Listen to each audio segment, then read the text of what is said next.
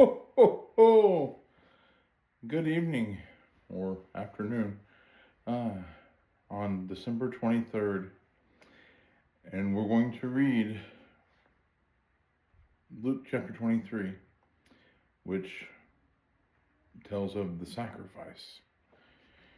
All right. And it begins in this way.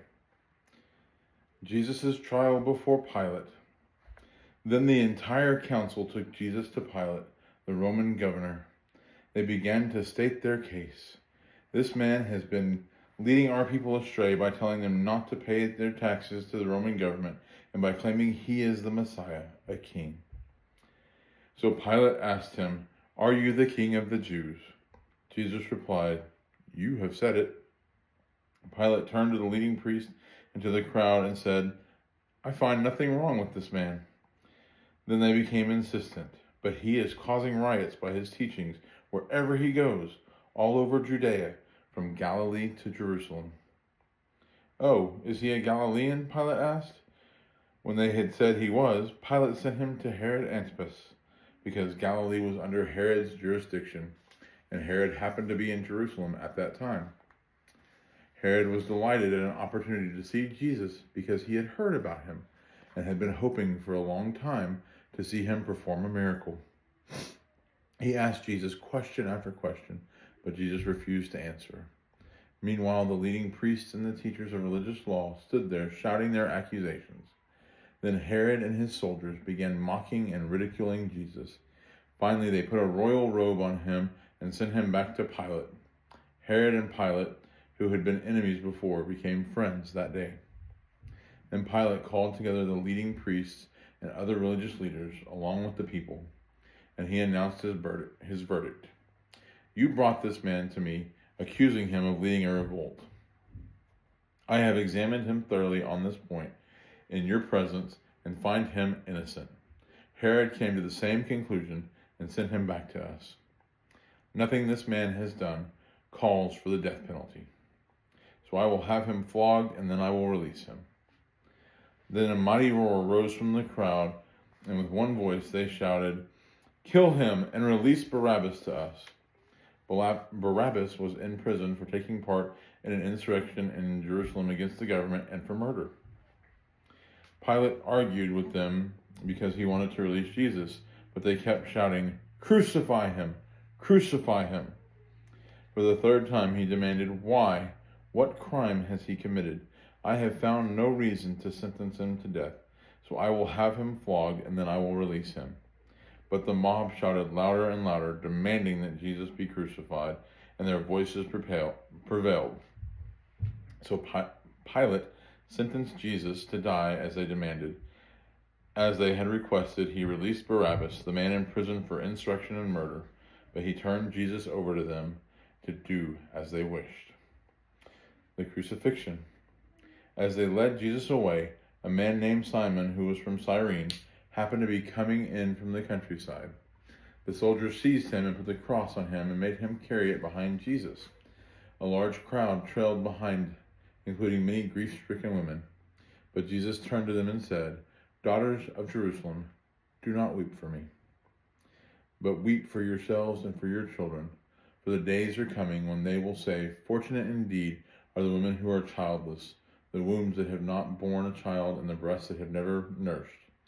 People will beg the mountains, 'Fall on us,' and plead with the hills, 'Bury us.' For if these things are done when the tree is green, what will happen when it is dry?" Two others, both criminals, were led out to be executed with him. When they came to a place called the Skull, they nailed him to the cross, and the criminals were also crucified, one on his right and one on the left. Jesus said, "Father, forgive them, for they don't know what they are doing." And the soldiers gambled for his clothes by throwing dice. The crowd watched, and the leaders scoffed. "He saved others," they said. "Let him save himself if he is really God's Messiah, the chosen one." The soldiers mocked him too by offering him a drink of sour wine. They called out to him, "If you are the king of the Jews, save yourself." A sign was fastened above him with these words, "This is the King of the Jews." One of the criminals hanging beside him scoffed, "So you're the Messiah, are you? Prove it by saving yourself and us too while you're at it." But the other criminal protested, "Don't you fear God even when you have been sentenced to die? We deserve to die for our crimes, but this man hasn't done anything wrong." Then he said, "Jesus, remember me when you come into your kingdom." And Jesus replied, "I assure you, today you will be with me in paradise." The death of Jesus. By this time it was about noon, and darkness fell across the whole land until 3 o'clock. The light from the sun was gone, and suddenly the curtain in the sanctuary of the temple was torn down the middle. Then Jesus shouted, "Father, I entrust my spirit into your hands." And with those words he breathed his last. When the Roman officer overseeing the execution saw what has happened, he worshipped God and said, "Surely this man was innocent." And when all the crowd that came to see the crucifixion saw what had happened, they went home in deep sorrow. But Jesus' friends, including the women who had followed him from Galilee, stood at a distance watching. The burial of Jesus. Now there was a good and righteous man named Joseph. He was a member of the Jewish High Council, but he had not agreed with the decision and actions of the other religious leaders. He was from the town of Arimathea in Judea, and he was waiting for the kingdom of God to come.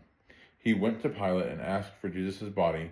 Then he took the body down from the cross, wrapped it in a long sheet of linen cloth, and laid it in a new tomb that had been carved out of rock.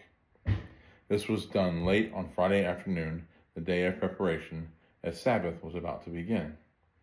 As his body was taken away, the women from Galilee followed and saw the tomb where his body was placed. Then they went home and prepared spices and ointments to anoint his body. But by the time they were finished, the Sabbath had begun, so they rested as required by the law. And while that seems dark and bleak, that is where chapter 23 ends. But there is a promise, because there's one more day, one more chapter. So join me tomorrow for what is the greatest chapter. Good night.